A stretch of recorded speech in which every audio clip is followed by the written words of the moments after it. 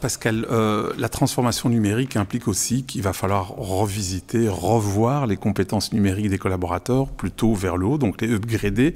Alors c'est une question qui se pose évidemment dans le secteur privé, mais également dans le secteur public, que ce soit les écoles, donc dans l'enseignement ou les services publics.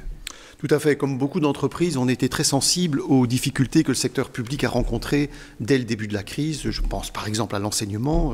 Il y a de nombreux secteurs qui ont été complètement bouleversés par le côté soudain de cette crise.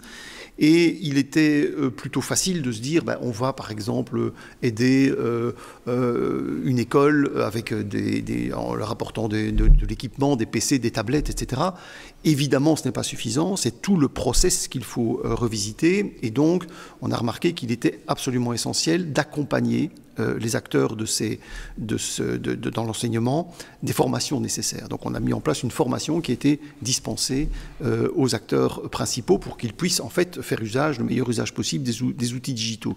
Donc toute cette transformation, on n'assistera jamais assez, est une transformation des personnes, de leur donner les compétences nécessaires pour s'adapter au numérique. Donc je pense que l'aspect formation, et donc c'est aussi une opportunité pour les écoles, pour les centres de formation, pour les universités, d'aider à cette montée en compétences pour l'ensemble des personnes qui sont concernées. Je voudrais dire donc pour l'ensemble des personnes. Il est très important de comprendre que ce n'est pas une compétence qu'on doit avoir dans le service informatique.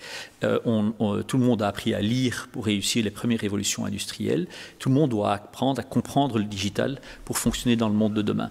C'est le service informatique, mais un philosophe doit aussi connaître les techniques digitales pour pouvoir échanger ses idées philosophiques avec d'autres. Toute entreprise et tous les collaborateurs d'une entreprise doivent être formés au digital. On a lancé avec Google l'atelier digital pour former, entre autres, les PME au digital, mais tous les collaborateurs. Et comme c'est une formation gratuite et en ligne, on a formé 20 000 personnes entre-temps.